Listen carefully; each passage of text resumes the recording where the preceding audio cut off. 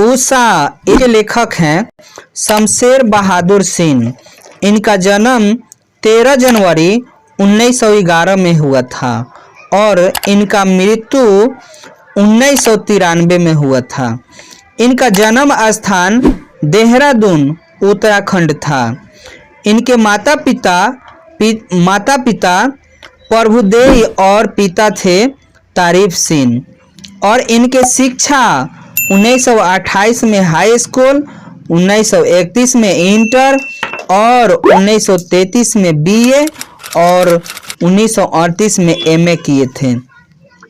कृतियाँ चुका भी नहीं हूँ मैं 1975 में, इतने पास अपने 1980 में, उदिता 1980 में, बात बोलेगी 1981 में, काल तुझसे होर है मेरी 1982 में।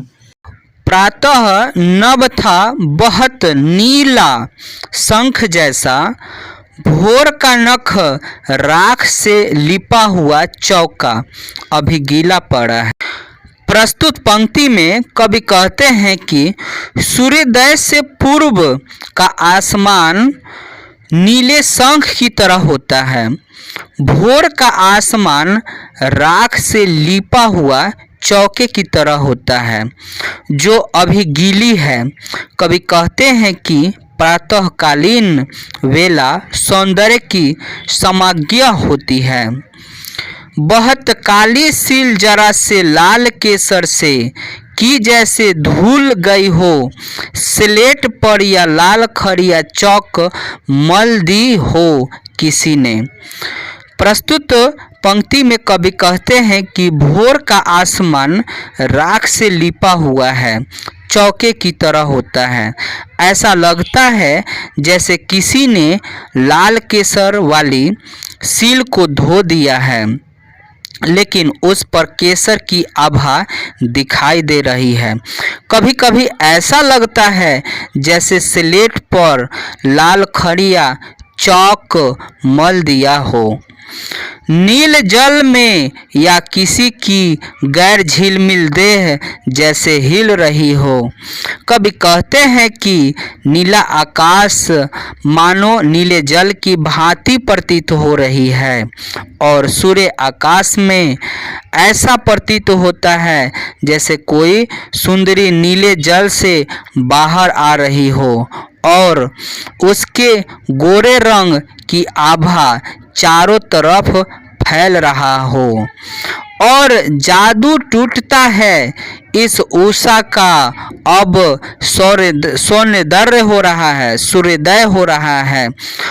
और जादू टूटता है इस उषा का, अब सूर्योदय हो रहा है। प्रस्तुत पंक्ति में कवि कहते हैं कि प्रातःकालीन समय सतरंगी होता है और आकाश राख से लिपे हुए चौके की तरह प्रतीत होता है, लेकिन सूर्योदय के बाद उषा रूपी सुंदरी की ललिमा और नीलिमा वाली शोभा नष्ट हो जाती है, अर्थात उषा का जादू खत्म हो जाता है। क्वेश्चन नंबर 1, प्रातः का नभ कैसा था? तो प्रातः का नभ पवित्र, निर्मल और उज्जवल था। उसका रंग अत्यंत नीला था और वह शंख जैसा प्रतीत हो रहा था। उस समय नभ देखने में ऐसा लग रहा था जैसे लिपा हुआ चौका हो। पूरब से बिखरी सूर्योदय के पहले की ललिमा के कारण नभ ऐसा लग रहा था मानो किसी ने काली सील को लाल केसर से धो दिया हो। राख से लिपा हुआ चौका के द्वारा कवि ने क्या कहना चाहा है? तो राख से लिपा हुआ चौका के द्वारा कवि कहना चाहता है कि प्रातःकालीन नभ पवित्र एवं निर्मल है। जिस प्रकार लिपने के तुरंत बाद गीले चौके में किसी की इसलिए नहीं चलने फिरने दिया जाता है जिससे चौके में पैर के निशान पड़ जाएंगे और वह पवित्र तथा निर्मल नहीं रह पाएगा, उसी प्रकार भोर के नभ में प्रातः की ओस के कारण गीलापन है और वह बिल्कुल पवित्र एवं निर्मल है। बहुत काली सील जरा से लाल केसर से की जैसे धुल गई हो। यह दो तरह का डिम्बाई दिखाई पड़ता है। पहला जीवन का बिंब है और जिसमें सुबह चौका लिपने की बात गृहिणी सिलवट पर मसाला पीसती है और केसर पीसने के बाद सिलवट धोने जाने की बात भी है, उसमें थोड़ी देर तक लाली बनी रहती है। और दूसरा यह कि समस्त दिगंत सूर्य की ललिमा से भर गया है, जो लगता है कि बहुत काली सील जरा से लाल केसर से धुल गई हो। आकाश की थोड़ी ललिमा ऐसी लगती है जैसे कि समय सूर्योदय की शुरुआत हो गई हो। उषा का जादू कैसा है? 4 नंबर क्वेश्चन। उषा का सूर्योदय आकर्षक होता है। नीले गगन में फैलती प्रथम सफेद लाल प्रातःकाल की किरणें हृदय को मड़बस अपनी ओर आकृष्ट कर लेती है। उसका बड़बस आकृष्ट करना ही जादू है। सूर्य उदित होते ही यह भव्य प्राकृतिक दृश्य सूर्य की तरुण किरणों से आहत हो जाती है। उसका सम्मोहन और प्रभाव नष्ट हो जाता है।